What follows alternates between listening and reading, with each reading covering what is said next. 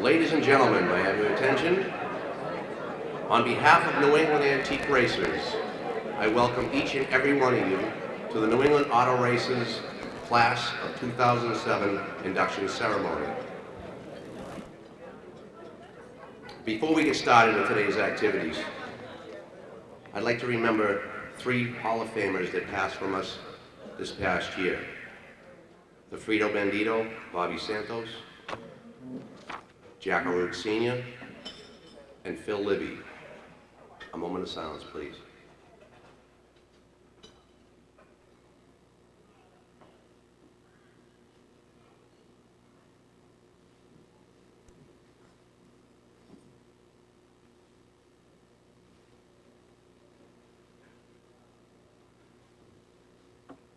Thank you very much.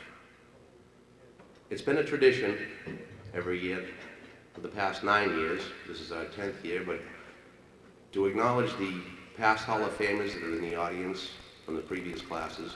So at this time, I would ask all past Hall of Famers from previous classes to stand and be recognized at this moment.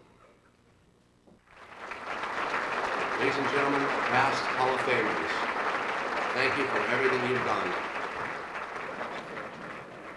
People that were here last year can remember that New England Antique Racers, New England Auto Racers Hall of Fame presented an award to Mr. Ralph Feeney for his dedication to laying the framework, the foundation for what we have here today, 10 years later. We're going to do the same thing this year to a gentleman who's been with New England Antique Racers for 26 years. Having lunch with Al the other day, he reminded me that this gentleman missed the very first meeting of New England Antique Racers, but he made the second, and he's been with us for 26 years. He too spent time with Al, laying down the groundwork, and 10 years later, we're still up and running. Ladies and gentlemen, would you please join with me in a round of applause, our appreciation to a man that's been with the club for 26 years, served as a board of directors, stepping down last year as the treasurer of New England Antique Racers. A word of appreciation to Mr. Dan Pardee.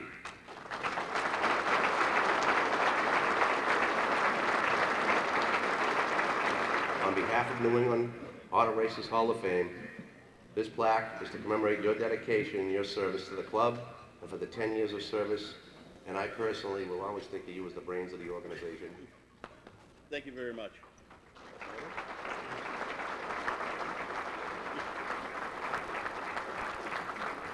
I'd like to thank everyone. Whoa, I talk louder than most. I'd like to thank everybody for the award. It's been a labor of love, and I just wish to see it continue on the way everybody's doing it now. Thank you.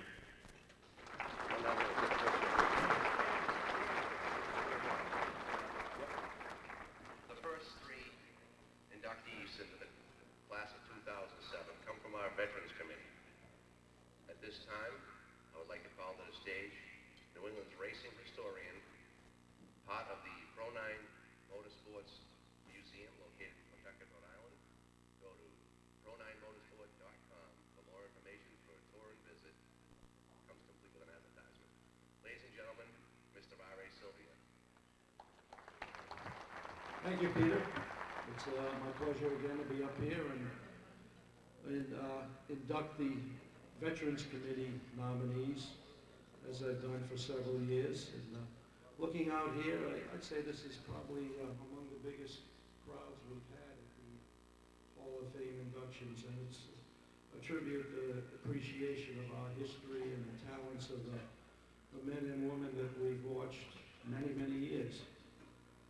Today's inductees are pretty much away from my territory, growing up in Rhode Island and southeastern Massachusetts, but being an avid reader and kind of a maniac on history, early on I became aware of all of these 3 gentlemen's accomplishments and their fame up in the state of Maine and Vermont and over in the western part of Connecticut.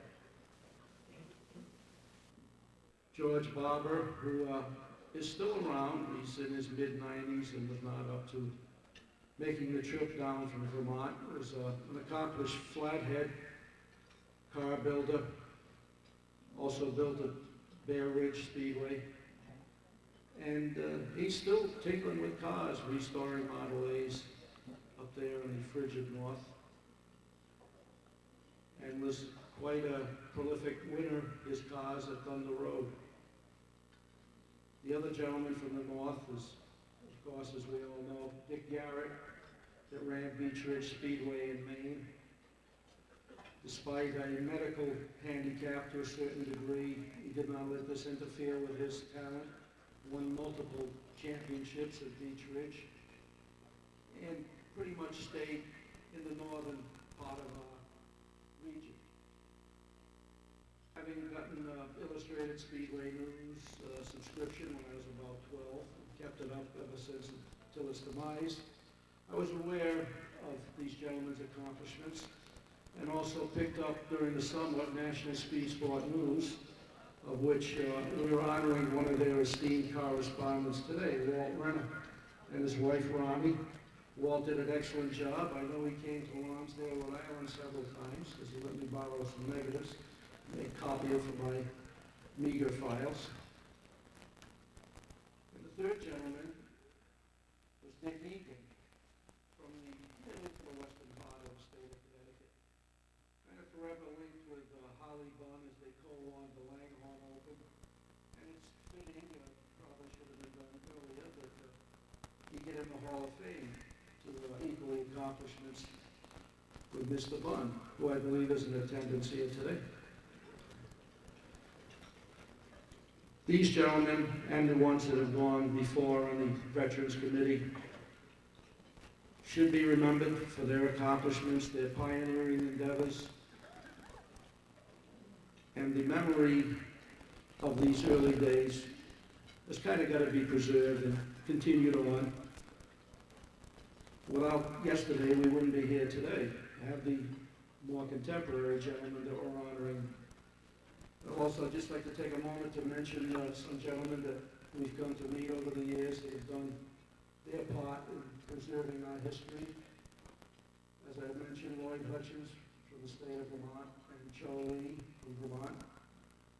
Steve Pellerin from Maine, who brought down Mr. Garrett's beautiful coupe outside there. And we'd like to thank them all for their keeping the flame burning, as Pete Zanotti once wrote. And with that, I'd like to ask if Mr. Egan is here, or any of the families of the other two inductees or representatives, to come on up here and get your plaques and have your photo taken. Thank you.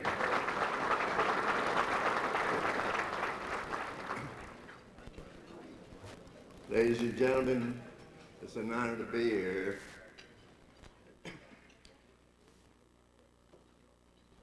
I've been to a lot of races in my time, from Toronto, Canada to Fort Lauderdale, Florida. And a very good life. And if I had to do it all over again, I'd do it again, but not hit that tree to put me out of business.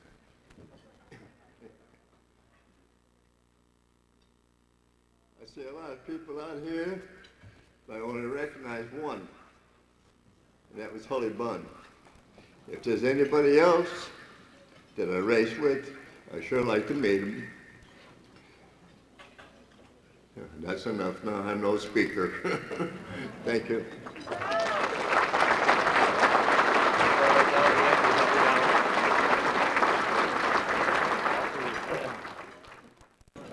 Ladies and gentlemen, George Barber, 95 years old, couldn't make it here today.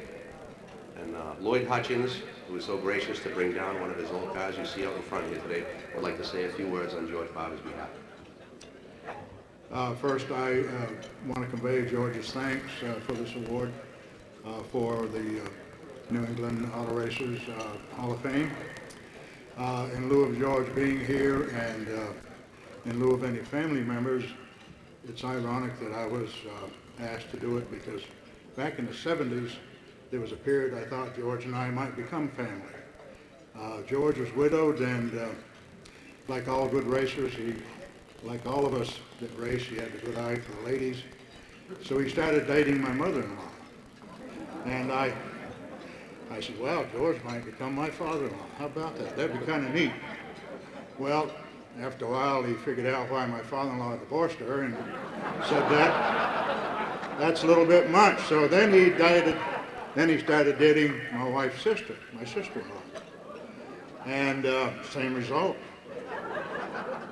George decided that I was married to the best of the three, so he moved on and eventually married a nice lady by the name of Diane. Thank you. This is the third year that New England Auto Racers Hall of Fame will be having the Jack Rata Memorial Media Award. And today, here to present the award is Mr. Lou Finch-Fenton Boyd. I do realize that this could come as an awful shock, but Dick Berggren, Bruce Cohen, and I were in a bar room. And it was 34 years ago, this fall, and we were flat broke. Our problem was that we needed some money for our dirt modifieds, so what we decided to do in desperation was to form a company and promote a race. The company became Inc. Incorporated, and the race became the Spring Sizzler. That winter, we really leaned on the media to help us out, and they came through for us, making noise all winter long about our forthcoming event. And all I can say is thank God they did, and thank God that it didn't rain, because if it had, we'd still be washing dishes. Several years ago, though, Al Feeney suggested that it might be a neat thing to have at this Hall of Fame an award for media people. And so, out of gratitude, we eagerly said that we'd like to get behind it. Recipients to date have included Val Lesueur, who has done 2,388 consecutive issues of the New England Racing Bible Speedway scene. Other recipients have been Charlie Mitchell, Lou Modestino, and Sam Weisberg. To understand fully how much of a contribution some of these journalists have made, consider today's recipients of the Near Media Award. Walt Renner had already been covering races for over 30 years before the Spring Sizzler ever popped out of the bubbles of the beer glass. A machinist by trade, Walt began writing for Chris Economaki's National Speed Sport News in the 40s. He began in the open wheel era and wrote right through the hard tops to today's modifieds. His regular beat included Riverside Park, Candlelight Stadium, West Springfield, but he and his bride, Ronnie, followed the exhaust circuit far and wide. He has probably covered more near Hall of Famers than anybody. Johnny Thompson right up to today's Bob Potter. And his very recent work includes just a fascinating history on the colorful goings-on at the old Rhythm Inn Speedway in Millers Falls. It takes a lot more than great throttle jockeys to bring a racing community like this together. Here's to all those journalists who, long after we rolled into our couches at night, were banging away on the old typewriters, preserving racing's precious moments. So, how about a real special hand of gratitude and respect for Walt Renner as we present him this year's Inc. Incorporated Jack Rata. I want to thank Lou Boyd for that gracious introduction. And I also want to thank the selection committee for nominating me for the induction into the New England Auto Racing Hall of Fame. I am honored to join fellow media division inductees such as Val Lesueur, Sam Weisberg, Lou Modestino, and Charlie Mitchell.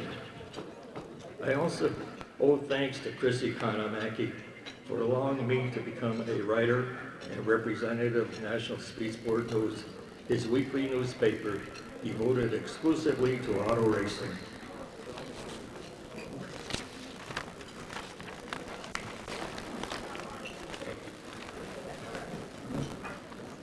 One other special person on my list of giving thanks to for getting me and working hard to get me into this Hall of Fame. And that was my wife, Ronnie, who was with me for a good many years. Last August, we celebrated our 62nd anniversary.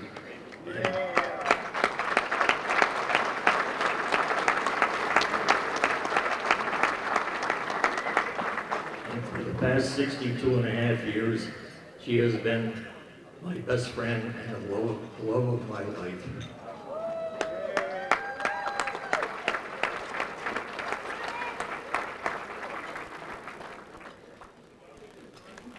Back in September of 1949, after having enjoyed an afternoon of big car racing at Eastern States Exposition Fairgrounds half-mile dirt track, I met Chris Economaki for the first time.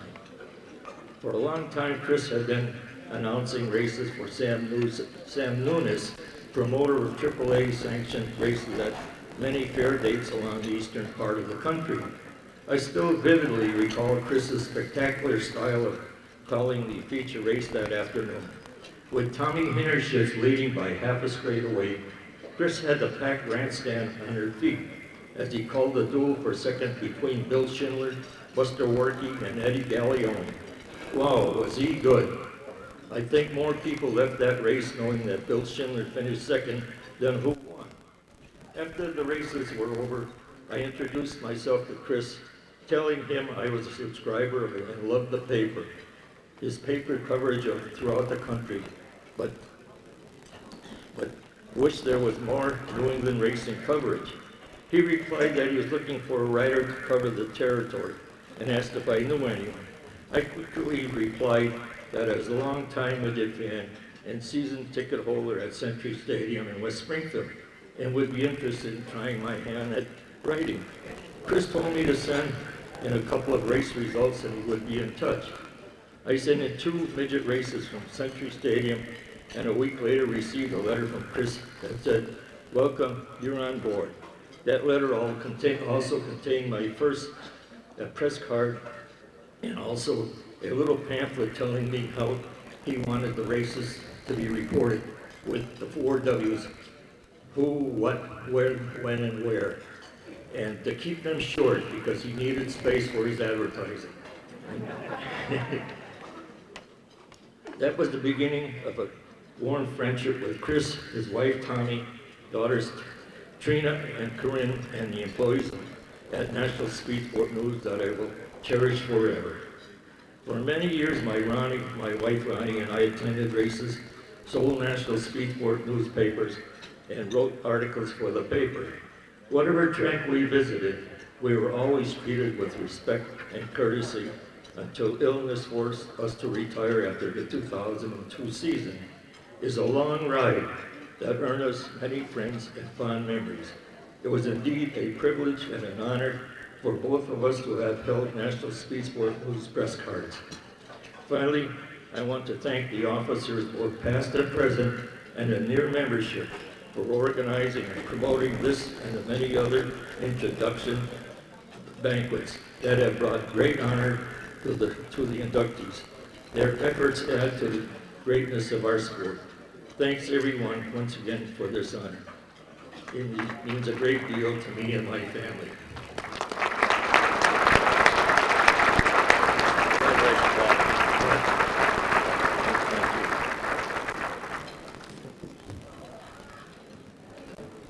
Before we break, 2 gentlemen on this kind of historic occasion, being our 10th year, would like to say something. One is journalist and writer extraordinaire, Mr. Pete Cemony, and the Vice President of the New England Auto Racers Hall of Fame, Mr. Bruce Cohen. Let me tell you something, folks. Walt Renner is what it's all about. That's why we're here, to honor people that have contributed the way Walt Renner has. This is number 10, the 10th annual New England Auto Racers Hall of Fame induction banquet. And who'd have believed it? I was there when this all came together, a group of guys at a diner just down the road. Hell, we had trouble making an order that day. And it was really more of a hope than it was an idea. but it came together, and despite all the doubters, it has continued to prosper over this past decade, and now I think it's fair to say it's truly one of New England's true racing's great institutions. And pretty soon we're going to induct the class of 2007. It is one of the greatest classes, and it will bring the membership in this group to over 100. While would we remiss for me to stand up here and to not credit the stewardship of Al Feeney and Danny Pardee, and to not acknowledge the continuing support of the Hall of Famers, how many you see here today, to not point to the great support from people like Val Vasseur, or to not mention the dedication of many, many, many people, including my buddy Bruce Cohen. I'm telling you right here, this institution is now bigger than any one human being.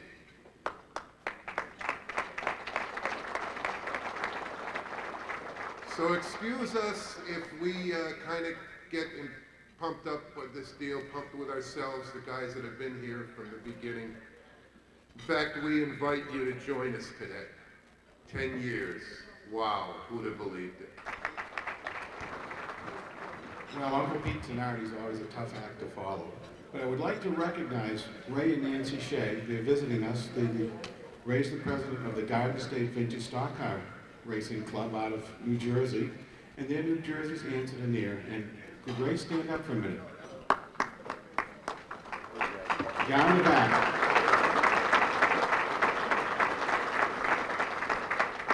I can only concur with the words of Pete. 10 years, wow. You look around and see the people in this room, it is absolutely incredible. I would like to take this time to thank the selection committee. How it briefly works is we have the selection committee, we round up names, we come in with notebooks and names and lists, and people accost us at the races and scream and yell at us. Why isn't so-and-so in the Hall of Fame? And we just tell them, no, submit a nomination. Ronnie and Paula Bouchard graciously let us have a meeting at their Honda store at the Thompson exit of the Mass Pike. We have a meeting usually in May or June. Everyone brings their list. The last year's list was 80 names. After much wrangling, talking, arguing, convincing, cajoling, whatever word you want to use, we whittle it down to 16. The people on the selection committee are given assignments to do, for example, Bob Potter. Someone does a bio of Bentley Warren, and so forth and so on. They send the bios to me. We put together this book of 16 biographies. It is sent out to the people who've been inducted and the inductors. The selection committee. Then it's voted on. That's how the 16 become the 8 nominees and people who are selected for this year's Hall of Fame. Once again, I would like to thank the selection committee for their thought, their dedication, their hard work, and their devotion to this. I would also like to thank my wife. I don't know how she ever puts up with me, but she does, and it's really fun. And I look forward to doing this for many more years, because without a doubt, the people in this room are the absolute greatest. Thank you for the honor and the privilege of doing this. To MC today's event for this year's 2007 New England Auto Racers Hall of Fame induction ceremony, journalist and the voice at many speedways, and you can be seen each and every Saturday night at the Waterford Speed Bowl, trekking up and down the stairs about 50, 60 times a night. Ladies and gentlemen, the MC for today's Hall of Fame induction ceremony, Mr. Matt Buckler. Thank you very much, Pete, and hello again, everybody, as we are getting ready for just one of the best days of the winter. Now, Pete has already acknowledged the past Hall of Famers who are with us today, but I think one man deserves some special recognition, because recently he was diagnosed with a cancer. He has undergone therapy, and this is the first time in the first function he has been able to attend. And he and his wife, Sassy, have traveled all the way from Florida to join us today. And of course, I'm talking about a man from the class of 2002, Bill Wimble. And we'd like to welcome him and wish him all the best.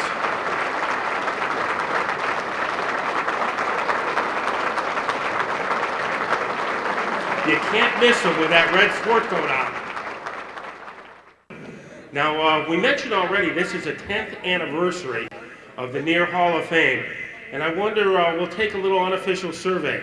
How many people have been here for all 10 of the Hall of Fame dinners? Show it. Wow, a lot of people.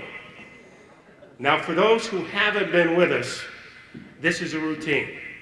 Actually, the Near Hall of Fame is just like a day at the races, except we travel in reverse. And we go back in time, and unlike some banquets, we don't need the loud music. We don't need the bells and whistles. We don't need the pyrotechnics because none of us can pronounce it. Our banquet is very simple. It's about the legends and the stories that they tell. Now, some of those stories might even be true. But it's all about people we have today. We're honoring car owners, promoters, crew chiefs, and drivers. And they all have one thing in common. They're all larger than life. And I think this 2007 class is going to be one of the best ever. I think there's more talent assembled in this room than probably ever before in New England. All the legends are here, and we announcers, we like to come up with a lot of cliches, but I think there's one that applies to today. A scrapbook come to life. And we're ready now to turn the page and get it started. Making the first presentation, a man who's probably the #1 authority on midget racing in the Northeast, an encyclopedia of knowledge about the sport. Let's welcome Dick Monahan. This is a great day. I've never been here before, and I'm really impressed. I don't think I'll miss another one for a while. But I have the chance to introduce you to the man who was, many say, the savior of midget racing in New England. He was also a champion car owner, and from a personal point of view, was my mentor in racing. If it weren't for John, I wouldn't have had the fun that I had in my 20 years of announcing for the Northeastern Midget Association, my 25 years of announcing. Like many kids in the post-war era, John McCarthy fell in love with the mighty midgets. He followed his favorites, especially the great Joe Sestilio, as they traveled throughout the area. Like many, he felt a real loss when the midget boom ended, and he never really cared for the stocks and modifieds with the same intensity. He was encouraged when in 1953 the Northeastern Midget Association was formed to run inexpensive stock block powered cars. The mighty Offenhauser engine was banned from NEMA until '57 when the stock blocks were getting strong enough to compete with them. As soon as he could swing it, John bought himself a midget. It was a Ferguson powered Solon purchased from Joe Chickey. As you might expect, John did try driving it a few times. He told me about the last time he tried. I was out practicing at Thompson, he said. I felt I was really turning some quick laps. Nobody passed me for 5 or 6 laps. Then I heard an engine and looked over to see Len Dunkett cruise by with a cigarette in one hand and the other hand on the windshield. I pulled in and called it a career. He put Bill Stover in the car and started having some good runs, but while the racing was good, he decided the club itself was in a rut. A professional manager in real life, John decided he could do it better. He ran for the club presidency and won. As president and booking agent, John led the way to running so-called split shows. That is, the midgets ran as an added attraction to the regular weekly shows. This worked so well that the club was soon running 25 or 30 shows a year. As the stock blocks became stronger, John also encouraged joint shows with the American Racing Drivers Club, our neighbors to the west and south. This enabled both clubs to offer promoters bigger fields and bigger purses. John's own car was one of those becoming stronger. Now with Chevy 2-Power with Lou Frey at the wheel, John won the 1970 NEMA Championship, and Dave Humphrey drove it to another title in '71. That was the year that Jerry Wall debuted his Yellow Jacket rear-engine Chevy V4. Wall had a lot of engine problems, but when it ran, it was unbeatable. In an effort to counter Wall, John commissioned Rolly Lindblad to design and build a lay-down mid-engine car, the Badger. In its first year, the new car had lots of shakedown problems, but it was fast. Either Wall or Humphrey won most of the races. In 1973, as Wall had even more engine troubles, McCarthy and Humphrey got their act together and won another championship. Unfortunately, the Badger was so good that it caused a lot of political problems in NEMA and in other clubs across the country. The underlying problem was that many, if not most, midget owners wanted to run cars that looked like the cars they had loved as kids. So just as with sprints and super modifieds, the new cars were restricted or just plain banned everywhere. Finally, John felt it was time to give someone else the reins of NEMA. Unfortunately, he did this in the middle of the year, causing an immediate promotion of the vice president, who more unfortunately was me.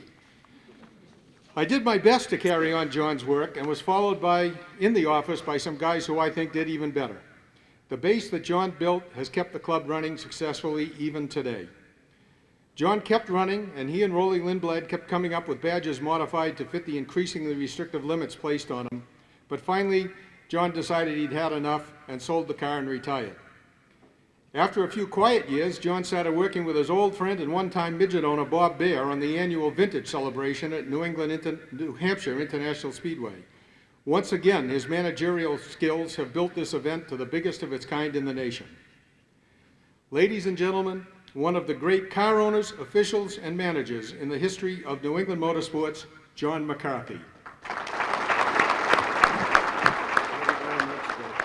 It is with a great deal of pride and humility that I accept this fine offer that you people have bestowed upon me by making me one of you. From the bottom of my heart, thank you. To put it in perspective, if I were to rate this event against other events that have occurred during my relatively long period of life, I would illustrate it by when I die, and we're all going to croak, my tombstone is going to read John McCarthy, born such and such a date, died such and such a date, and there'll be 6 other words. Member, near Hall of Fame. Thank you again.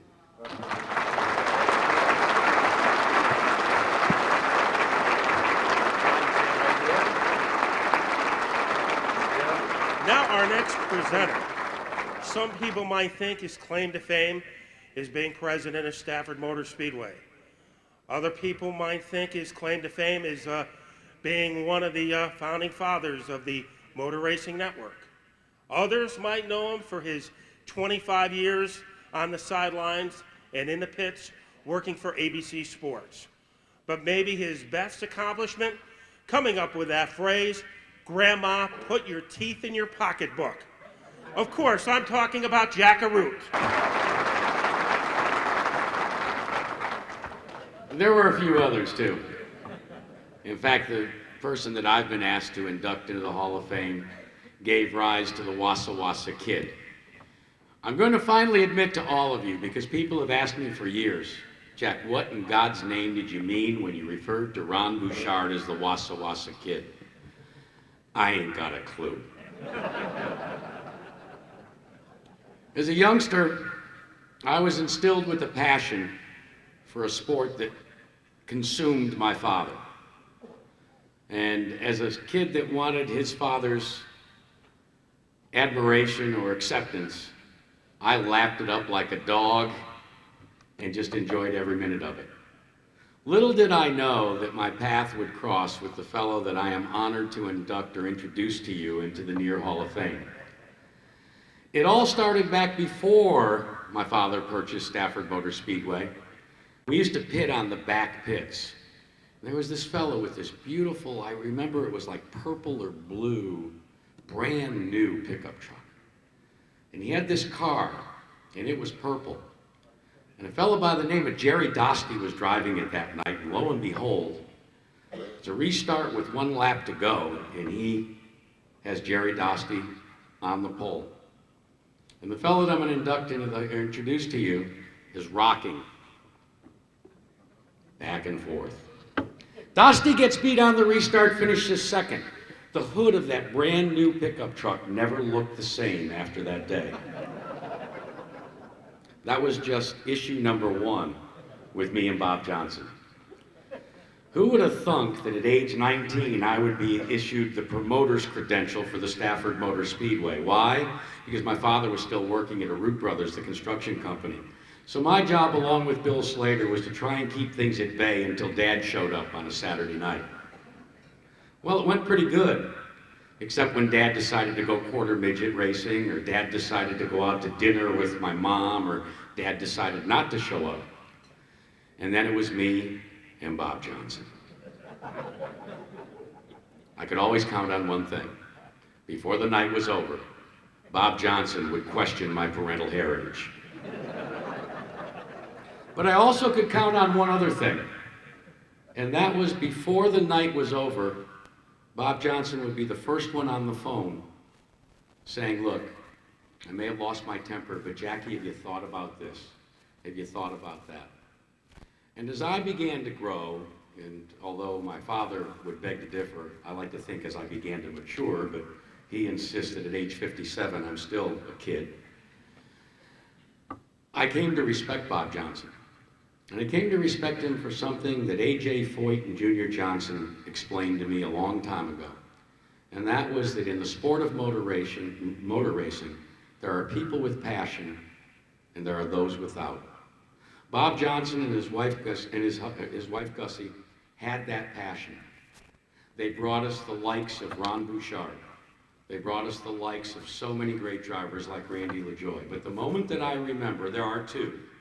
I'll deal with the best moment first, and that was at Talladega, Alabama, when coming down to the stripe for the end of the race, a car owned by Race Hill Farms and tooled by the same Bob Johnson was coming across the stripe to score one for New England. And he won the Talladega 500 with Bouchard behind the wheel. There was only one problem. There had been a power failure in Fitchburg with 1 lap to go. And thank God Bob was in Talladega, Alabama, because it was Ronnie's dad that took the wrench, not to the hood of the pickup truck, but to the TV. Hey, you walk with a man who limps long enough, you begin to limp yourself. I was very fortunate through my career in Nextella Cup, or as we used to call it, Winston Cup, to cross paths with Bob Johnson, and always felt a sense of pride because I felt that he was one of us. And I also always felt that he looked out for me and that we shared an uncommon bond that to this day, when I finally saw him again after so many years, I smiled inside and out. But Bob, as I introduce you to this crowd, I want to remind you of a day back, I believe it was 1974, atop the Stafford Speedway Clubhouse when we were handing out trophies. Second place owner is Bob Johnson. Bob comes up, accepts the trophy, walks out here.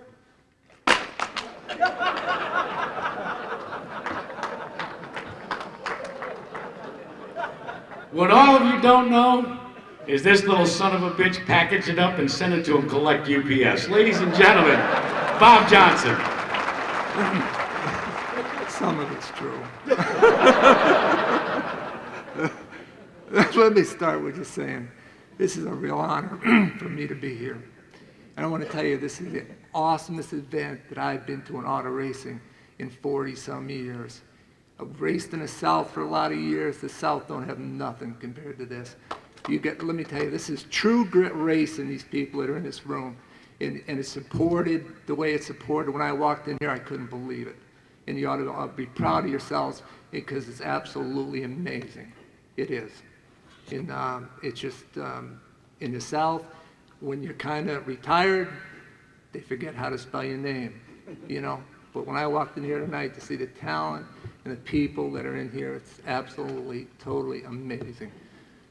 It really is. And to get back to Jackie's stories a little bit, we probably had a few run-ins over the years, and I know one time I got barred from Stafford for a couple weeks because of, we had a few little issues.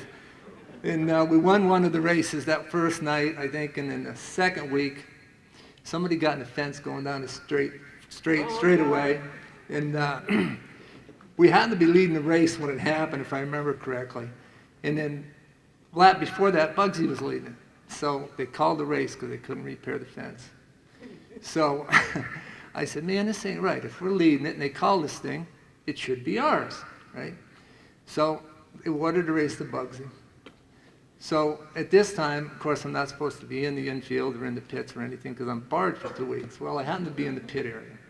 So I go up through the grandstands, and Jackie's up in the announcing tower, and he see me coming. And he went for the door. Well, the minute he grabbed the knob on the inside, I grabbed the knob on the outside. And open come the door, and Jackie come along with it. And we had a few words at that time. That's why this arm is longer than that one. But it's, and his dad and me had a few words over the years.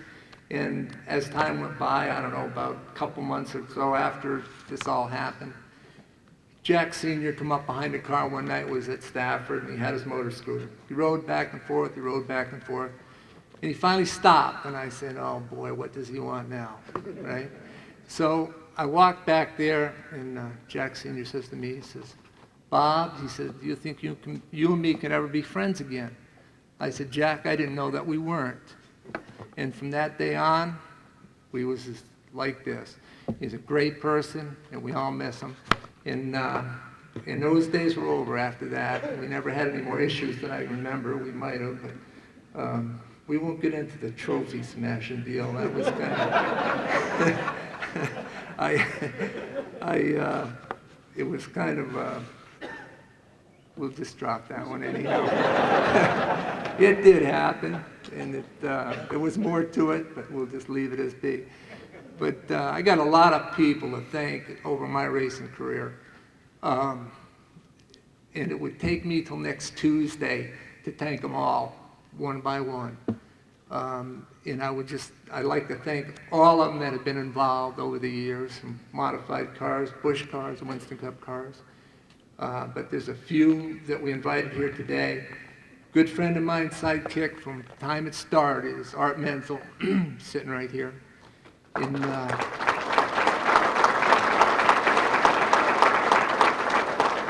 another great friend of ours and the family's is taught me how to build my first race engine back in probably mid-50s, early 60s. Taught me a lot about auto racing. He run the 716 at the London Speed Bowl for probably 45 years, and that's Freddie Beaver right here.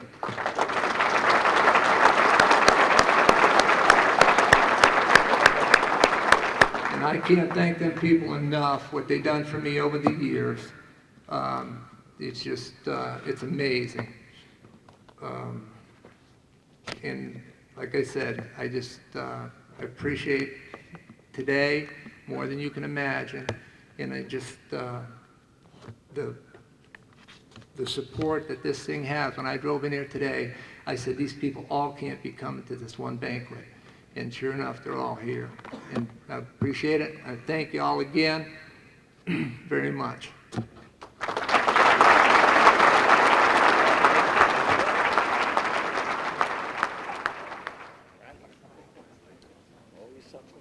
You made me do it.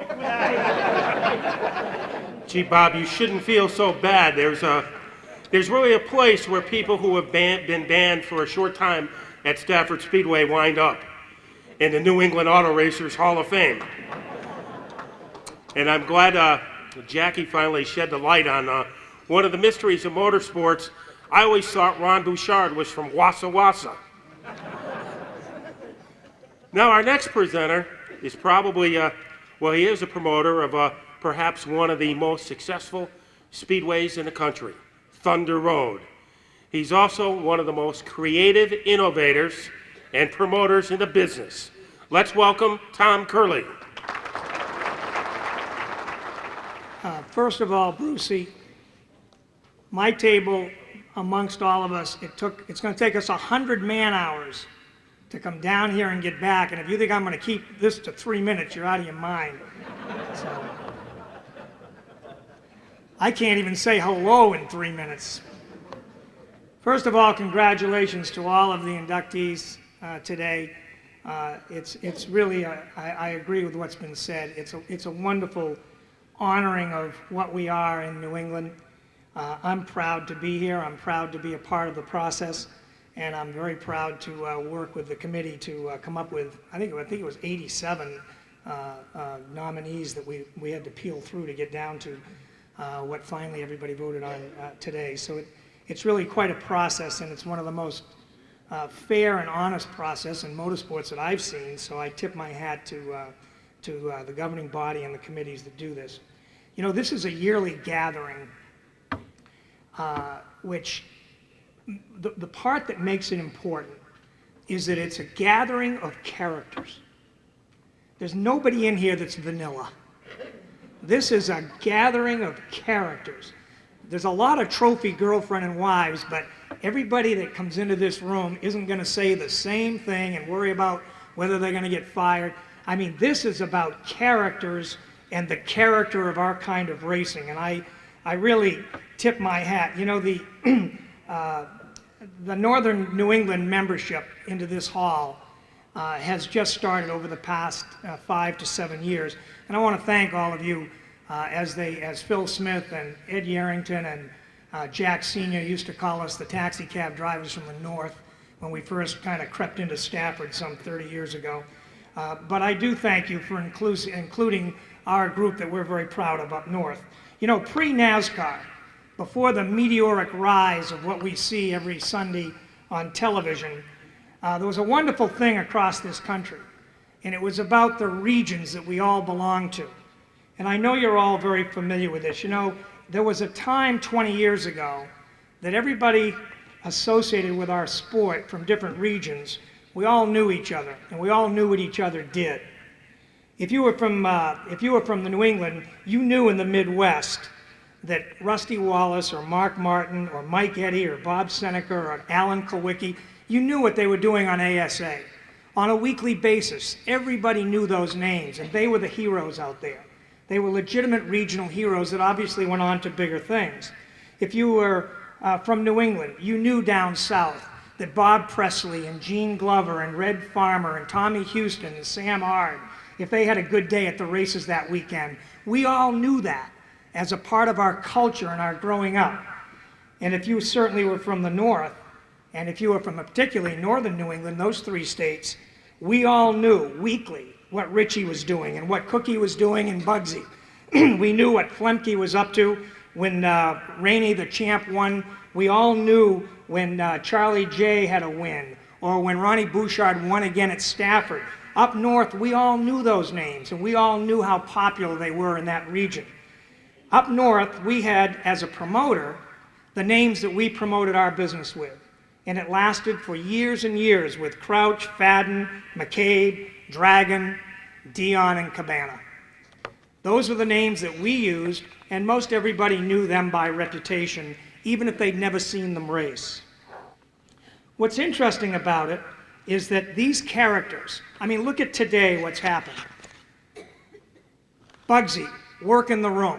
First guy out to start work in the room, getting autographs, getting photos taken.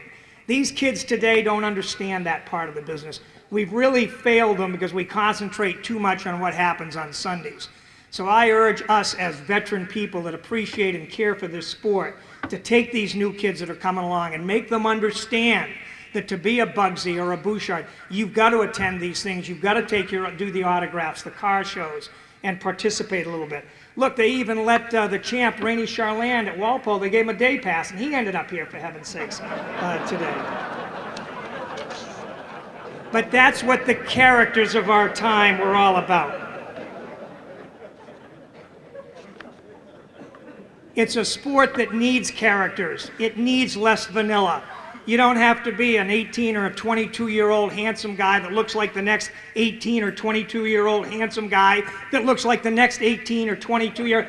What you need is you need the Curtis Turners and the Waltrips and the Yarboroughs and the Pettys. They were the characters of their time, and they gave it flavor, and they made it work.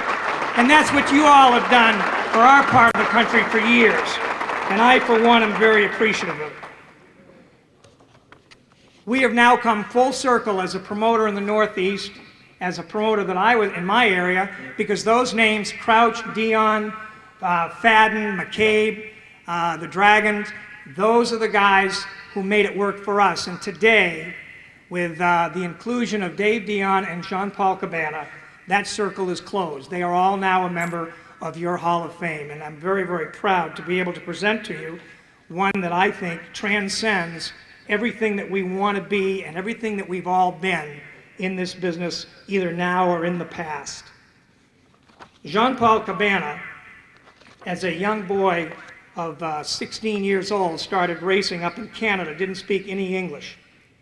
He spent 50 years doing first things. He was the first guy to come into New England out of Canada to race. He raced flathead jalopies. He raced modifieds against Lazaro and Cook and Evans and all those guys. He was the first one to get the old fenders on and come race with us. He's in the Canadian Hall of Fame. He's a salesman for the sport. He's a promoter. He certainly is a character on both sides of the border.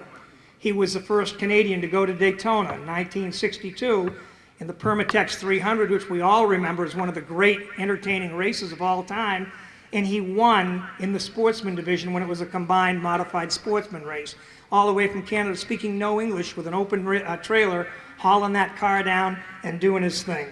He's a pioneer, he's an ambassador. Perhaps he is the greatest racer ever to come out of Canada. He certainly is the greatest out of Quebec. J.P. Cabana 5A is a brand name for late model racing throughout New England and Canada. It is equivalent to Richie or Cookie, the Champ, Bugsy. Just as they were to modifieds, J.P. is to late models. I've lived my life with a philosophy from a eulogy that Robert Kennedy delivered after John Kennedy was assassinated. And he said, "Some men see things as they are and say, why? I dream things that never were and say, why not?" Jean-Paul Cabana, all his life, has said, why not? It's with great honor that I present to you for induction into the Hall of Fame from across the border in Montreal, Jean-Paul Cabana. Thank you for my introduction. But somebody prepare a speech for myself. But if I make that myself, I'm sure nobody understands. That's the reason I asked my friend Jean-Claude Fortin to make that for me. Thank you.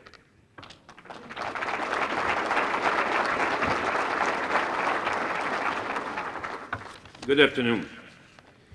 I've been knowing Jean-Paul for many years. I started to go and see him racing at Kenton Park in Laprairie. I was 8 years old. I became his owner after, and to tell you how long you've been racing, I'll be 63 next month.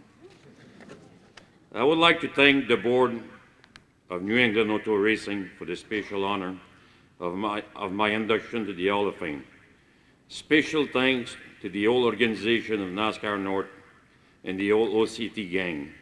A special tribute to Archie Blackadar and his wife Pete, Ken Squire, Big John, also Dr. Nielsen, and also to the too many other persons that I forget, but their name, but not their support.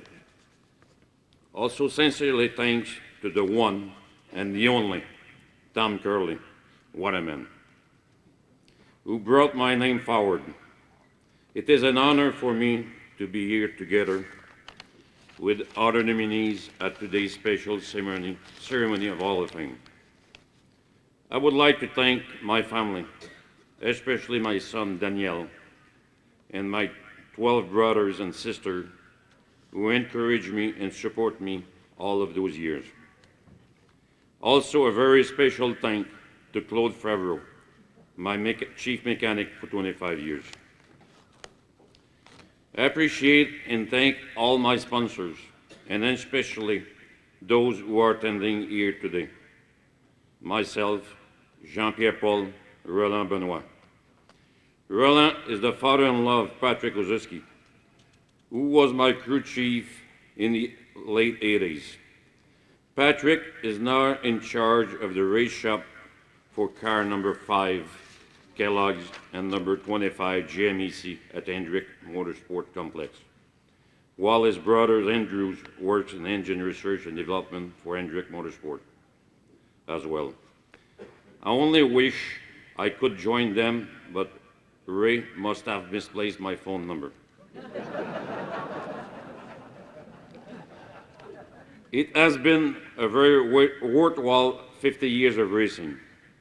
I raced against some of the best drivers and in front of the most enthusiastic fan in motorsport. I was dedicated to racing, and I hope my passion helped me the sport to grow. I gave everything I had to the racing fan and to those two great nations. I would like to thank all my American fans who accept my French speaking as a driver from north of the border. Especially some mention to the Dragon brothers, Dave Dion, John Rossetti, and many other drivers that never let me win easily free. I appreciate you all, and I thank you all for being here and to share this wonderful day in my life. I would add personally, it's a great honor for all of us in Quebec, north of the border, that Jean-Paul is the first Canadian to be honored here in New England. Thank you very much.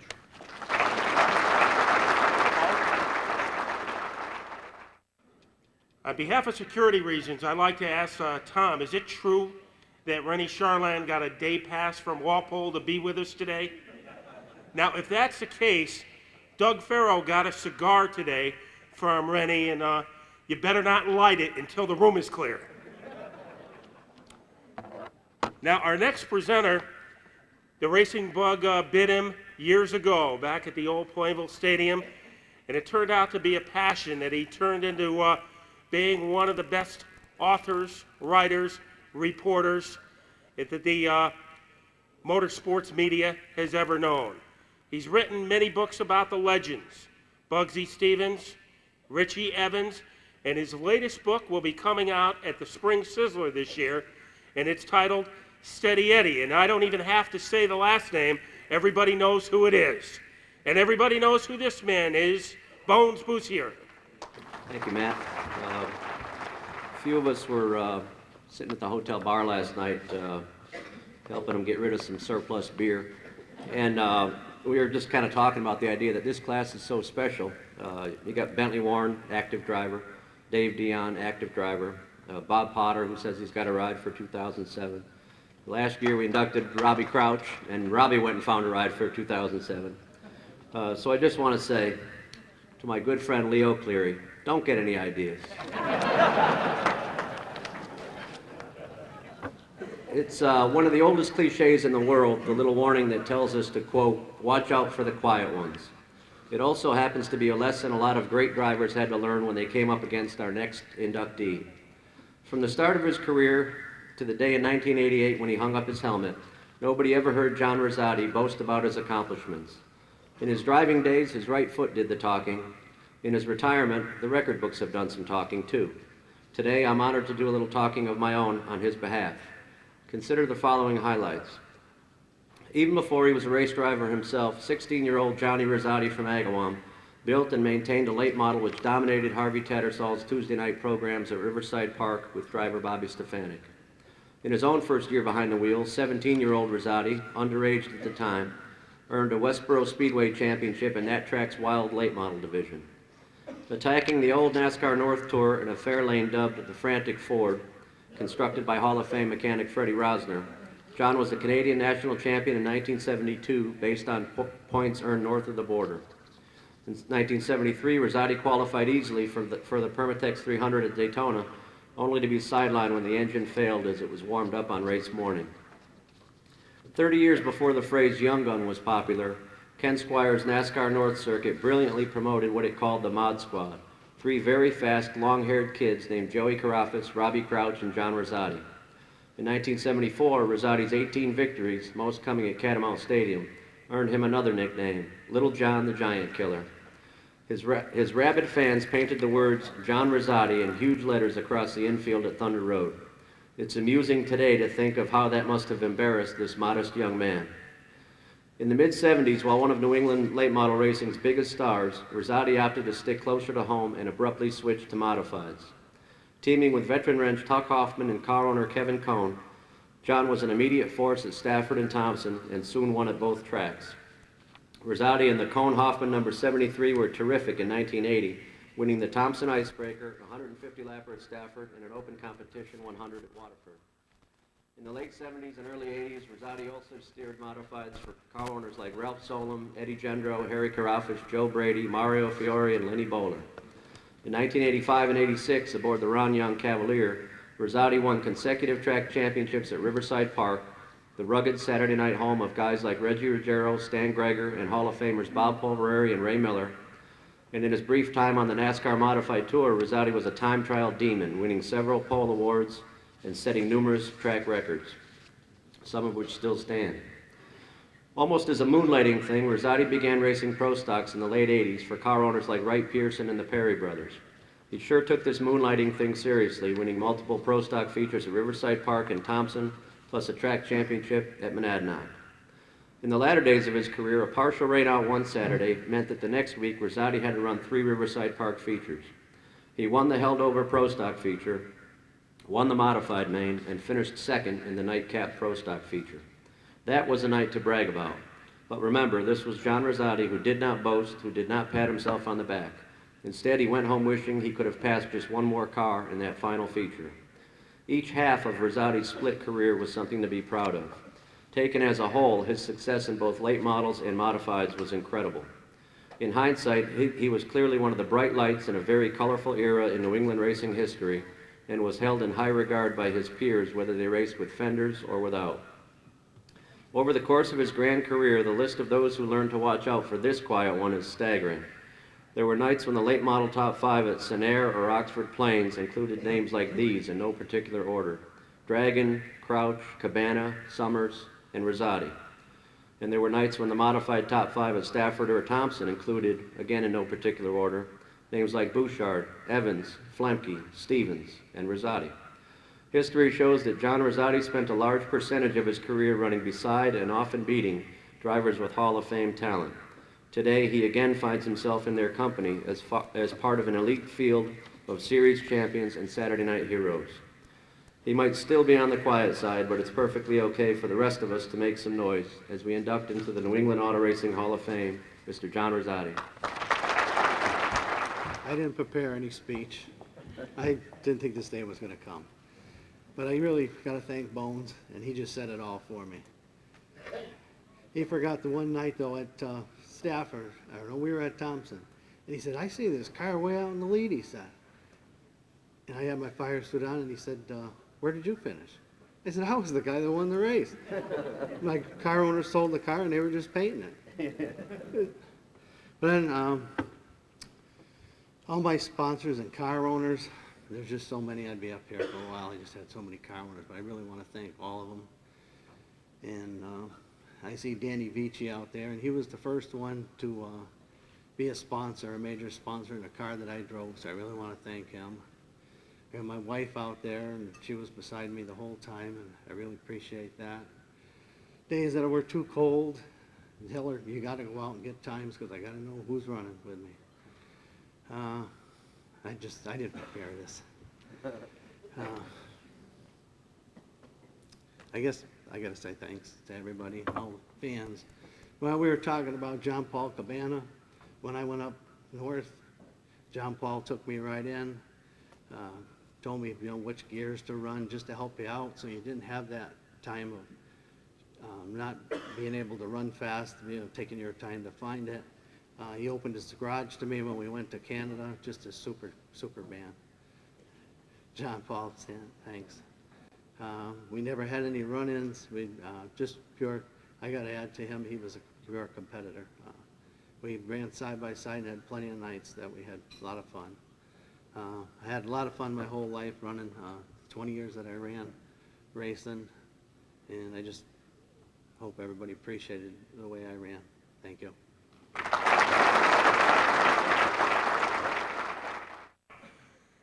next presenter, you know, from April to November, we go to the races. From December to March, we read about it.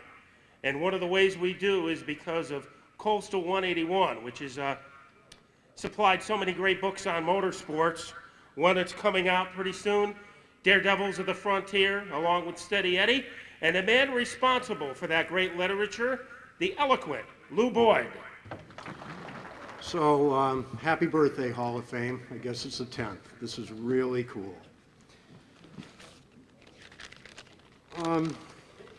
John Falcone Sr. What an interesting case. This guy was the first member of his family to be born in America, but you know something? He was an old New Englander through and through the whole time. He was small in physical stature, but somehow he just had this way of moving mountains. He was originally trained as a pharmacist, and he started selling bottles of kerosene out of the back door of a drugstore in Southborough, Massachusetts. And somehow, over the years, he managed to leverage that little operation into a huge energy services company called Falcone Brothers. He was the director of banks, he was the director of hospitals, but he always stayed true to his own sort of homespun philosophies, completely devoid of any kind of glitz or glamour. There was this fundamental simplicity, kind of a humor about him. He called everybody Murph, and that's what everybody called him. You have to dig a little, actually, to find out what happened during Murph's 40-year obsession with auto racing. But when you do, you find really a very rich vein. He started out in 1950 with his signature Falcone Brothers number 10 red cut-downs and hard tops, and they were wheeled by the best of them. There was Billy Tibbett, Joe Fatboy Ross, Joe Cast, Gordon Martin, Reno Talonen, and probably most notably the Mashoba Valley Rocket, Freddie Borden.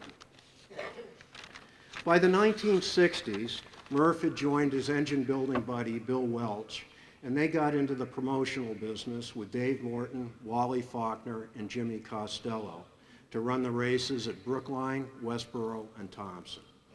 These were really lively, fun-loving shows, and the legacy of them very much exists today. How about just one of them, the World Series of Auto Racing, that weekend at Thompson at the end of the year that is very much part of everyone's racing calendar. By the 1970s, Murph began to buy in to the facility at Westboro Speedway, and it's a very good thing he did, because under his quiet stewardship, that track kept going for at least 15 years longer than it should have, given the spiraling costs of real estate on Route 9 in Westboro. How I wish, thinking back on it, that I could have just $1 for every hour he spent loving that track, working on that fence with Frank Pratt, who's here with us today. But you know something, at the end of the day, Murph's biggest accomplishment was siring probably one of the most famous racing families in New England. His son Ricky was absolutely a beyond skilled car builder. He became a great official, and Ricky drove to a podium finish in the final day at Westboro. Peter became a really talented announcer and has recently been the voice of NEMA, and he's also done the presentations of Bob Baer's races up at New Hampshire International Speedway. Johnny Jr. became a marquee modified driver and even made it to the high banks of Daytona before tragically losing a very gallant battle to cancer. Jimmy was Johnny's very loyal crew chief, and Jimmy now calls the shots for Johnny 3 in a late model operation at Thompson. But you know something, with all this activity and all this family, it can't be said that things were always easy on Murph. Sometimes he really took it on the chin. How about that night at Westboro? It seems that there was a bit of a nasty call about Johnny and his modified, so Jimmy got pretty upset about this, and he stormed right up to the officials' booth, and that's where Jim Rigney and Ricky were as steward and handicapper. When Jimmy got there, he got really exercised, and he hauled off and took a big old swing at Ricky. Well, there are no flies on Ricky, and he ducked. So it ended up being Murph's cigar that was facing in 3 different directions after he'd been popped by his own son. And so Murph suggested in his own quiet way, time for you to go back to the pits, Jimmy. You know something, it's obviously a really great honor for Jimmy and Ricky and Peter to come up and accept this award on behalf of their dad this afternoon. But you know something, it also says something really special about NEAR, because it says that this organization knows to dip beyond just glitz and fame and glamour. This organization really knows about dedication and contribution. So let's bring them up right now and honor Murph, who passed away in 1991, and let's bring into the Hall of Fame John Sal Falcone Sr., one of the finest gentlemen that we've ever inducted. Thank you, Lou. Thank you, the members of the board and the selection committee of NEAR. Of course, well instilled, as all of you as racing families know, when you have such a deep history in the sport, how much it is instilled in you, and year after year continue to be involved in racing as we are that Lou mentioned. But my father, certainly the inspiration. We all have memories, obviously, of the days at Westboro Speedway and the other tracks that he promoted.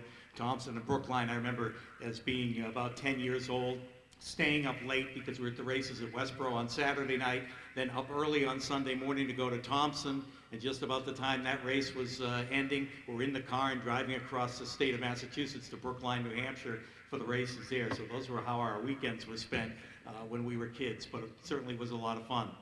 And a lot of the members of the Hall of Fame, and many of them that are here tonight, that helped carve the history at the racetrack that we love so dearly, Westboro Speedway. Of course, George and Ronnie and Bugsy and Leo, and I could go on and on and on of the people that provide those memories for us for all those great years. And it is sincerely an honor. I would be remiss if I didn't mention the member of the family that we would love to have on the stage with us. My brother John, who, as Lou mentioned, passed away just 4 years ago after a battle of cancer. But he, of course, as Lou mentioned, went all the way to Daytona in his racing years, and this would have been a very proud moment for him as well. We miss him and my father, but we have all those great memories from all those great years in the 50s, 60s, 70s, and 80s with all the different racetracks we're involved in and all the racing. So again, on behalf of the family and all of our friends and all the friends we've made in racing, thank you to the New England Racing, to the New England Auto Racing for this great honor to go into the Hall of Fame, and we're really very proud moment. Thank you very much.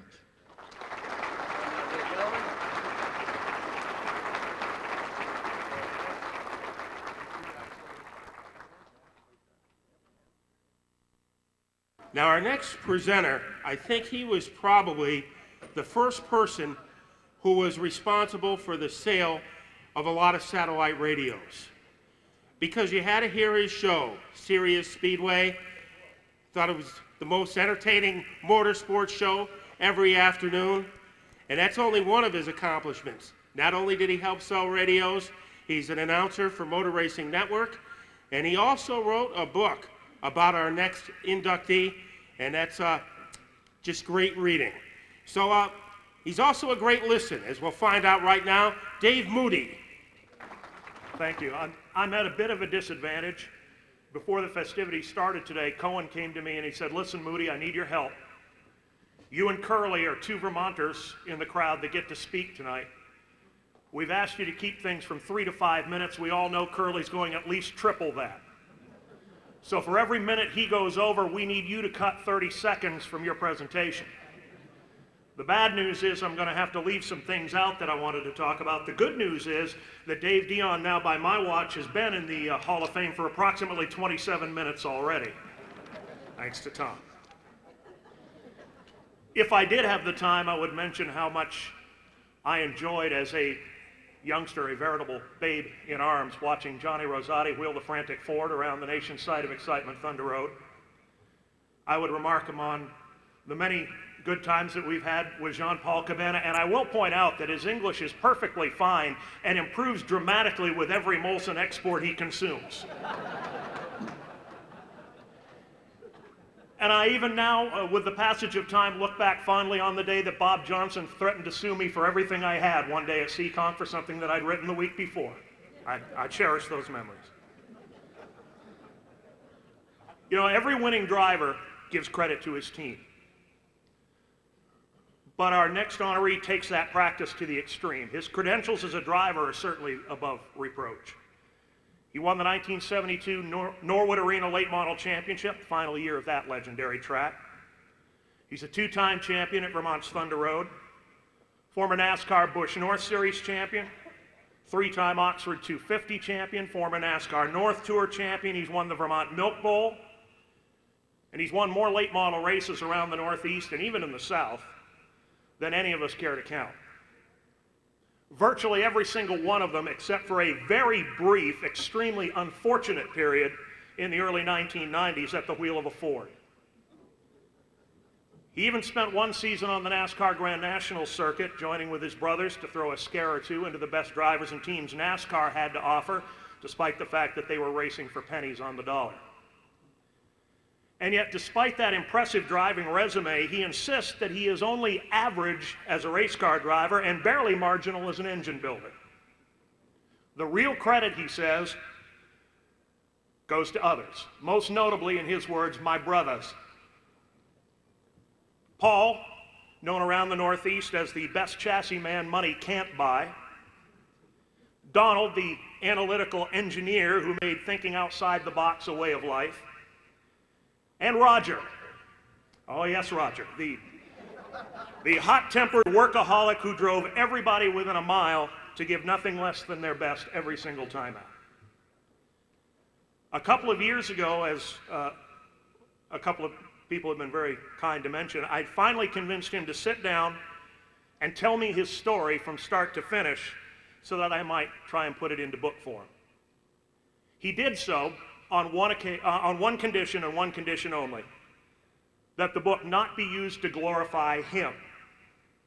Instead, he wanted it to serve as a means of thanking his brothers and all the others who helped him out over the years. And when we first got word that he was being inducted into this Hall of Fame, the first words he said to me when I called to confirm that he actually, for some reason, wanted me to induct him was, "Please, don't make this about me. Make this about my brothers." I wasn't quite sure how to induct someone into a Hall of Fame without mentioning them. So I'm going to have to strike a bit of a compromise here. But when we wrote that book, in the 242 pages that we ended up with together, I leafed back through it the other night, and it occurred to me that there were very few I's and a whole bunch of we's. I remember remarking to him at the time that to listen to him talk and to tell those old stories, there must have been 8 or 10 people behind the wheel of that bright orange Ford, because it was never I, it was always we. And I guess the beauty of it all is that in his mind there were indeed 8 or 10 people behind the wheel of that race car. So, trying to make up as much time as possible, it's my great pleasure to present for induction into the 10th anniversary class of the Near Hall of Fame, 1/4 of the fabulous Dion Brothers racing team. And not a bad driver no matter what he might say. The driver of the, and I've tried to make a comprehensive list, the driver of the Johns Trucking, Stewart & Son, Tate Brothers, Berlin City, Continental Paving, Ford Fairlane, Torino, Fairmont, Thunderbird, Taurus, and Fusion, Dynamite Dave Dion. Well, I'm not going to forget my lady this time. She's been behind me for 30-something years, gave me a beautiful daughter, I've won championships in Forgotter. I won races in Forgotter. And it was so consumed with racing and what we were doing that the person waiting for me at home never even got mentioned. And she allowed me to pursue my dreams, be myself, and still love me in spite of it. It's my fiance, Dawn Francis.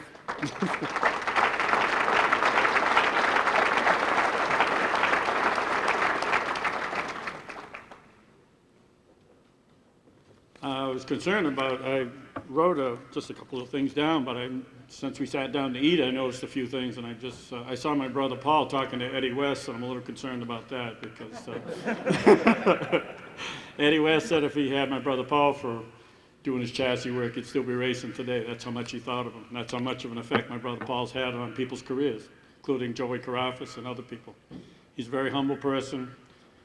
You'll very seldom see him in a photo of Victory Lane, unless you drag him up on top of the roof like I did in the Oxford 250 win in '92.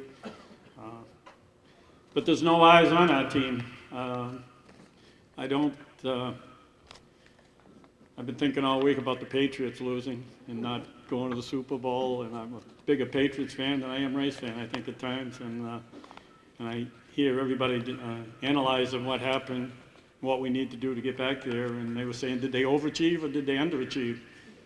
And they said as individuals, they're really not that special. Maybe Brady and a few of the others, but as a team, I kind of relate to Dion brothers, the brothers and the friends and all the family and people that helped me and the sponsors over the years. As a team, we're a pretty dynamic group, and because we believe in each other. We may have our differences now and then, but I fully believe in him. It's the reason I continue to race. I just enjoy being with him so much. I told Bentley I was going to mention him. Bentley's only a couple years older than me, but my brothers and I used to go to the Pine Speedway, watch Bentley run, and he was dynamic then, driving the 707, 51 Ford, I think it was, four-door. And he used to drive from the back of the field to the front, and it was spectacular. John Rosati's still as quiet as he ever was. John Paul's still the class act he always was. Just some of the observations I've made just watching the presenters and everything. I got the call coming home from a Beach Ridge race that had rained out, and I don't remember who I spoke to on the phone, but they mentioned that we had been inducted into the Hall of Fame. And it's like a sportsmanship award. Sometimes when you can't accomplish anything, they give you the sportsmanship award. And over the years, I used to laugh about it. And they said, you don't take it for what it is. People think well of you. And I said, no, I just haven't done anything else, and they're going to have to give me something. So the Hall of Fame thing, we joked about it at first. Was, well, you're old enough, you can go in the Hall of Fame, But when you hear how they break it down and the people in this room, my God. When I got the call and they told me Bentley Warren was going in, I just went crazy. And Bob Potter, I had heard about it. I had heard wonderful things. And John Paul Cabana and John Rosati and I went. And all of a sudden it was, I'm going in with them? It just seemed, I'm in awe of them. I mean, I look up to these people. I look up to the ones that have gone before me, the Bugsy Stevens, the Leo Clearys. I mean, these people that are in this room. And it's like Bob Johnson said. To hear Bob Johnson say it, everything Bob Johnson said, I totally agree with. You're in awe. It's a fantastic, fantastic honor, and I appreciate it greatly. I've got a future son-in-law that's a wonderful person, and he's under the impression that you shouldn't ask people for help, that you got to make it on your own. You'll never be proud of yourself if you don't make it on your own. And he has very low self-esteem because he's not at the point in his life that he feels he should be, with my daughter and my grandson. And I told him. And my daughter looks up to me. And when Dawn and I can help them, we do, whether it's financially or whatever. And he doesn't like that. He doesn't like us stepping in, doing what he feels as though he should do. And I said, I have nothing in my life that wasn't someone didn't help me earn, whether it was on the racetrack, whether it was personal, whether it was my brothers and I growing up, that you don't have to be ashamed to ask people. When you got brothers, they just automatically know you're in trouble and they help you, and your best friend or whatever. And this sport, and the part Dave touched on, was it's not about me. None of my brothers will want to get up here and accept the award personally, but I'm sure they're honored to accept it as the Dion brothers and all our friends. And my friend Danny Dadgis, who owns Berlin City Ford, who's very generous both on and off the track to me personally, helping me with things I need. When I say I have no way to repay you, he said, but you're appreciative. You've always appreciated whatever I've done for you, on the track or off the track, for your family, take you out to a nice meal. And he said, that's all I ever want, is you appreciate it. And I think all those people here that came with me, and all the ones that couldn't make it, that bought my first tire, contributed in some way, gave you a ride to the track, lent you some money, whatever it was, helped you out, helped you load the car, missed work to go to the races. I think they know how much that I appreciated it and my brothers appreciated it. And they never asked for anything else. And when we had a couple good years and made a few extra dollars, and I said to my brother Roger, wow, we won the championship, we got extra money. How are we going to divide it up? He said, we're not dividing it up. If they're not getting something out of this sport, if they don't love what they do and they don't have a passion for it, if they're doing it to get paid like these people nowadays, that's not the type of team we want. We put our whole life into this. And it's strange when young kids come around, want to join the team, want to know what we pay. It's like, God, you're lucky if we pay your way in. So things have changed, and people will ask me, are you all done this year? You're going to go on or whatever? It's probably the same answer Bentley will give you. We'll see how it is. You know, he's with great people, with Vic Miller and those guys, and R&R Machine. So he's got such a comfortable thing. When they got a great car to put under him, Bentley's going to jump in and probably go off to Oswego and win another one. I mean, I don't think age will ever stop Bentley. And when my mom was alive and all the brothers would go off racing and we'd feel guilty for being gone, they'd all run over to her house to visit, and never together, obviously, not after. And they would get there, and my mother got 4 or 5 versions of the race, whether it was good or bad. How'd you do? He's an idiot, he shouldn't be driving. You know, I mean, it was always, she got all these versions of why the brothers were fighting. And she would say to each one of us, at least to me, I don't know what she said, as I would leave, and I'd be moaning about, the car didn't handle, they called me in at the wrong time, and all the reasons why I didn't do well. And she would always say, when are you going to stop this foolishness?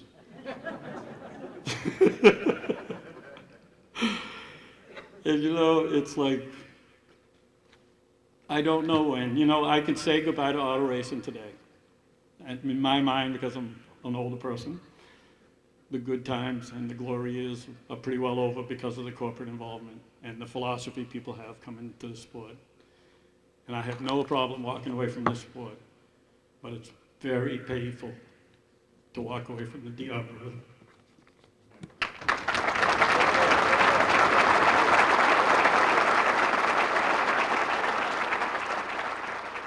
You know, Dave, you had to bring up the Patriots. But there's one difference between the Patriots and what Dave Dion has accomplished. When the Patriots win a game, they only have to beat one team.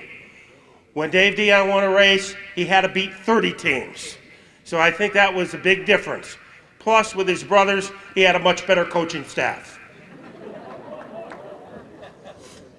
Now, it's not true that our next presenter wrote his first article with a hammer and chisel, but he has been around for a long time. He's covered a lot of sports, but he's always had a passion for motorsports, and we're fortunate that he has. Presently, a consultant at the Waterford Speed Bowl, Pete Zanardi. God, that's a great remark. Hammer and chisel. Oh, thanks, Matt. I'm here tonight, and they told me about keeping this to 3 minutes. Well, I'm going to keep it to 3 minutes because I'm here honoring a Saturday night racer. Somebody who is the real basic, hard-nosed part of our sport, who shows up gets in the car, goes out and drives, wins, finishes last, loads up, goes home. The real guts of our sport. So, Brucey, I think I can do this. The Halls of Fame are all about numbers with a ton of stories thrown in. Bob Potter has plenty of both. My favorite story concerns the number he carried while carving out a big piece of Southern New England auto racing for himself and for several car owners. It was early in the spring of 1980 at the Speed Bowl, and Potter had a new car owner. And the new car owner asked him, "What number do you want?" So Potter says, I've got a friend who has a friend who knows about horoscopes and all of that strange stuff and stars and stuff. And so Potter says, "Can I ask this person what my lucky numbers are?" So, sure, you guys, what the heck? Guy was Polish, by the way, so he... So that in due time, Potter finds out that when you put it all together, the combination was 1 and a 5. Now, there were already several 15s, but there was no 51. So Potter says, "I want the 51. The rest, of course, is history. The very first year, by the way, that Bob Potter drove a 51, he won a championship. Like I say, it's all about numbers. Bob Potter's case, we're talking about 11 track championships, 6 at Waterford, 5 at Stafford. He had a twin championship between 2 racetracks, and he had about 150 feature wins. It was a paragon of consistency. Over a 20-year span, once he ran off something like 30 straight top 5 finishes. Got so that you wondered if he hadn't sold his soul to somebody. He was a short track master, a modified maestro, and he drove sometimes like with a surgeon-like skill. Once told me that coming out of 4, he was already looking into turn 2, which I don't know how you do that, but might have explained why he always brought the car home, always brought it home in the money. Seemed the longer the distance and the bigger the money, the better Bob Potter got. And I can tell you this, personally, he was a promoter, PR, publicity guy's best friend. He never had trouble handling the spotlight, never had trouble handling the media. I'm sure that Bob Potter is going to get up here and it's going to thank a whole lot of friends, a whole lot of car owners that helped him. Me, I want to meet that person that gave him those numbers. Billy Greco, who's probably going to leave here to help out some Native Americans. I think, Billy, go find out, maybe Potter can introduce you to that gal too. Certainly I'd like to know if she can't help me the way she helped Potter with the numbers. My immediate task, however, here, it's a happy one. Bob, it is my distinct honor and joy to induct Bob Potter into the New England Auto Racing Hall of Fame. Bob, you come on up here and enjoy one of the brightest of spotlights. First, I'd like to say I'm very honored to be here today. I've had quite a few accomplishments in my racing career, but this is the icing on the cake. Can't feel any better than this. I'd like to thank the Near Hall of Fame committee and all the people that voted for me for making this the last, probably memorable moment in my racing career. I would also like to thank everyone that has helped me and that's been there for me along the way. And I'd like to include this long list of car owners who gave me the opportunity to win races and championships. Fuzzy Bear, Norm Kais, Fred Bieber, Ron Mike, Art Barry, Joe Zinger, Big Smitty, Pat Doherty, Fred Doolittle, Joe Barbarita, Henry Alzewski, Raleigh Lindblad, Roger Bonville, Dan Coleman, Dick Sarabola, Joe Catania, Eddie and Junior Bennell, Angie Cerise, and last but definitely not least, Jigs Beetham, who I won the most championships with, plus all my devoted crews that were there for me every week, giving me a fast, comfortable race car to drive. I can't forget my kids, Ginny, Debbie, and Bobby, who were there with me every week, and they were truly my #1 fans. Life would be different if I never gotten into racing. But I often wondered what I'd be doing if I didn't. Probably be in trouble all the time. Racing is who I am and what I'm all about. It will always be a part of my life. I will be there as a fan and to help the next generation of drivers. If I could do it again, I'd do it in a minute, but I'd just make a few changes along the way. I have met a lot of special people through the years, guys I race with, devoted fans, and the media. I'm very proud to say that lost the page here. That I'm involved in this tight-knit racing community. It makes me feel great not to only be inducted into the Hall of Fame with all these legends, but to know that I race with most of them. And these men are the greatest and real racers of all time. Believe me. I would like to say thank you again to all the people who have made this possible. Also, I'd like to thank all my friends that came up to enjoy this special day with me.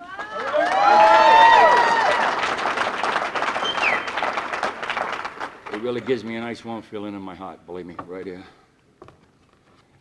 I would like to congratulate all the other inductees here today. They get to share in this wonderful moment with me. Thanks for the honor, and I'll see you at the races.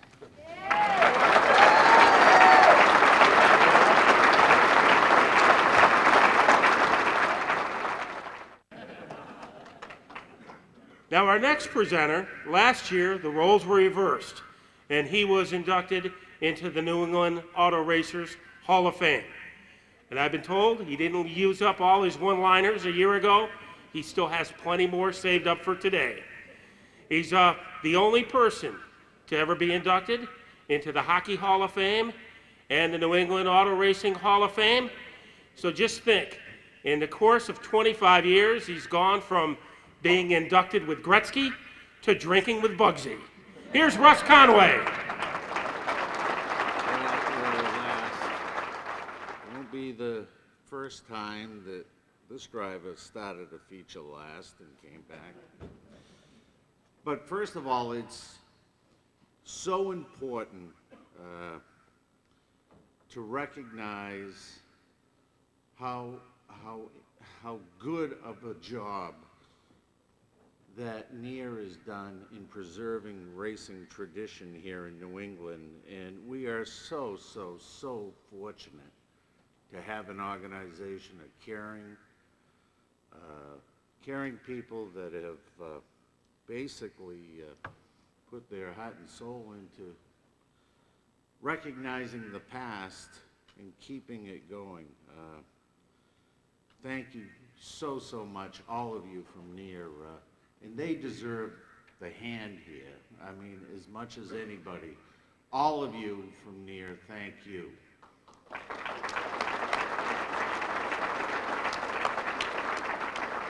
Speaking of preserving the past, I gotta get this in.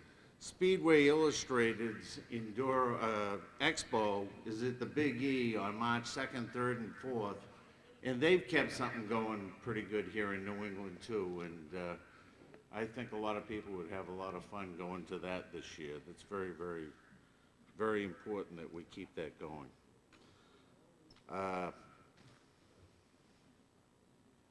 Just like the good old Bud commercial, when you say Bentley, you've said it all.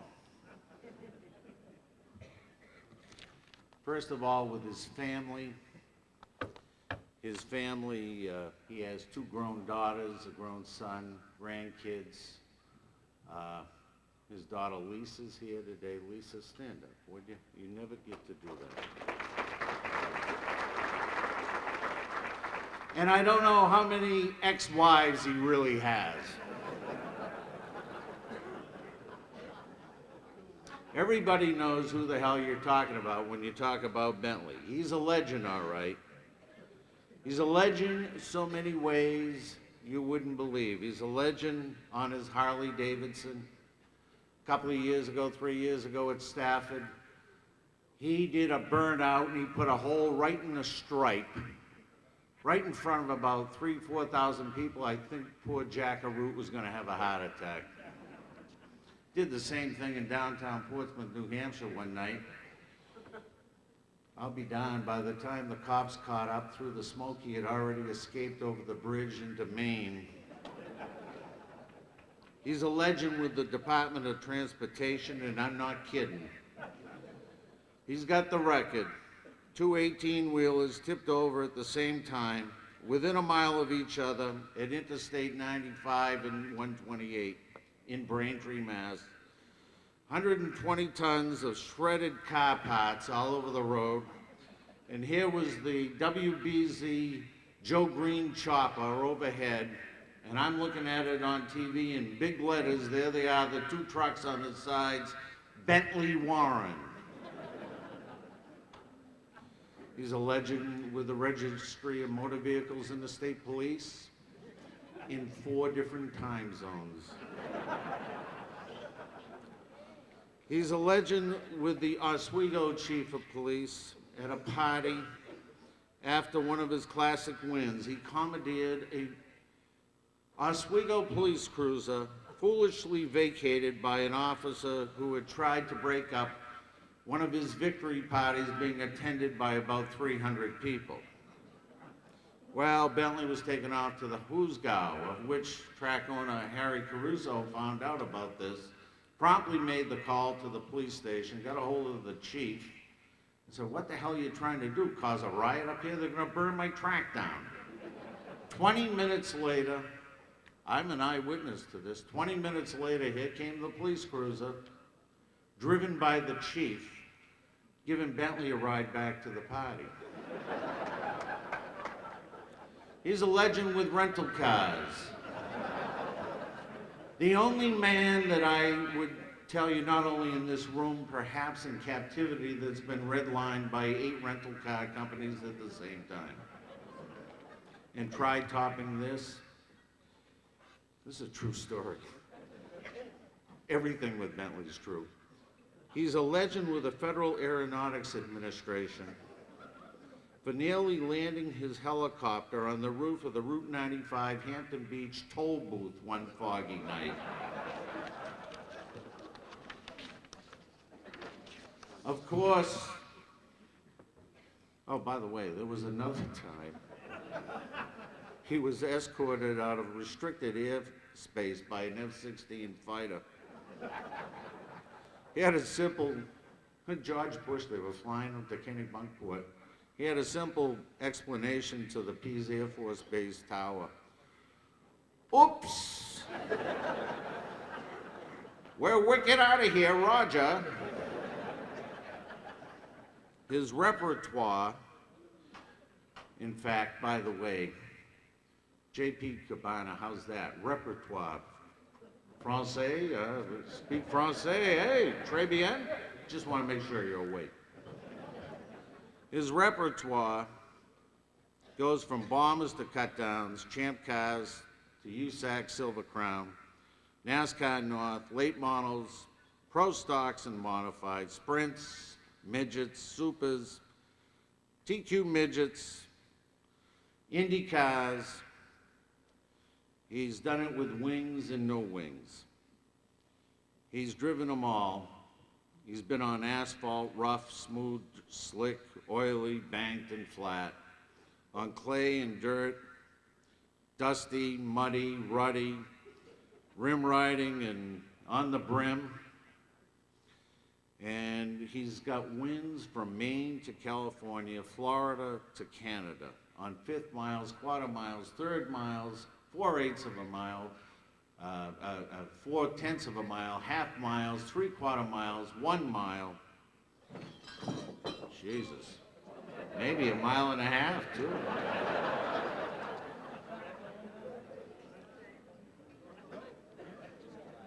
The Moody Mile at Syracuse, he won on that. He's won from Kalamazoo to Timbuktu, actually Argentina, on a 3-mile oval, if you can believe that. He's done his thing there. Oswego track champion 6 times. 6 times the Star and Nesmra Classic champion. 4-time International Supermodified champion. 2-time winner of the famed Little 500 at Anderson, Indiana. Copper Classic winner at Phoenix. Multiple World Series championships, wins at Thompson, and on and on and on. Hundreds of feature wins, the first coming in 1957. In fact, and think this one over, in fact, he has now won in 6 consecutive decades.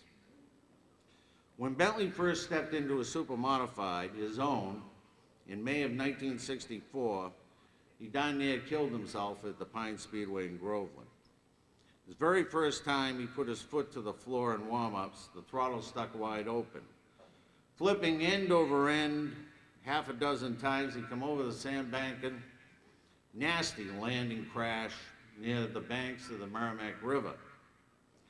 He got out, dusted himself off, looked at the wreck, and immediately declared himself bankrupt. After watching Bentley in his kamikaze act, the late Hall of Fame driving legend Ollie Silva summed it up pretty well. Said Ollie, the only thing that stands between that kid and Indianapolis is that river. Ollie was right. A week later, Bentley was back and he won his very first Class A Supermodified feature. Finishing second was Ollie Silva. Bentley went on to race at Indianapolis. He drove Indy cars for Tassie Vadas, Lindsey Hopkins, J.C. Agajanian, and Grant King.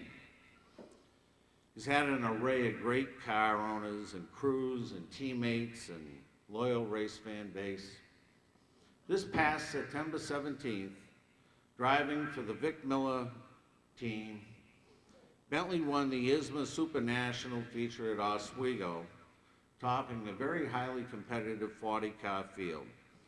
He did it not by a fluke, he did it by coming from the rear, coming from behind, clicking off laps of 16 seconds flat, the fastest of the race, in excess of 140 miles an hour. Exactly 40 years earlier, September 17, 1966, he had won his first Oswego Supermodified feature. More than a legend, surely this Bentley Warren character is some kind of phenomenon. Very few come along in a lifetime. I got to see Gordie Howe play pro hockey when he was 52, and George Blanda kicked field goals in the NFL when he was 49. Likewise for Hoyt Wilhelm, the great knuckleball pitcher in the Major League Baseball. Some people would think Bentley's a knucklehead. However, when you watch somebody do that at age 65.9, 65 years old, 9 months, Bentley takes a touring open wheel feature win. You got to think about that one. When you leave here today, tell your friends about that. Tell them that you know the only Hall of Famer anywhere who won a main event in a winged open wheel car worth $5 grand and then cashed his Social Security check later the same week. An amazing guy, and I finally get to indict him. I mean, induct him, Bentley Warren.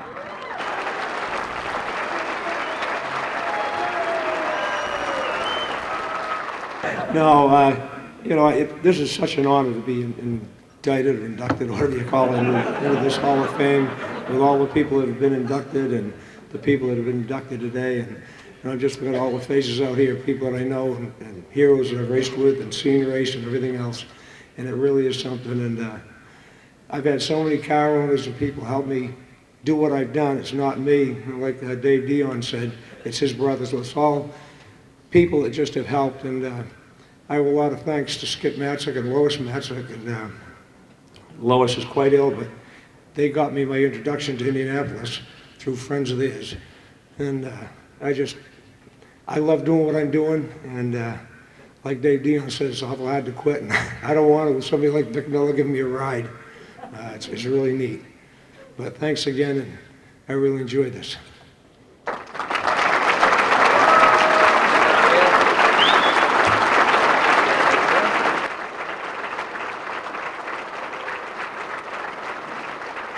There won't be as much talent in one room, in one place, in one town, in one state until next year. Now we ask all the Hall of Famers to please come up to the front for a group picture, and for everybody else, so long from the Hall of Fame.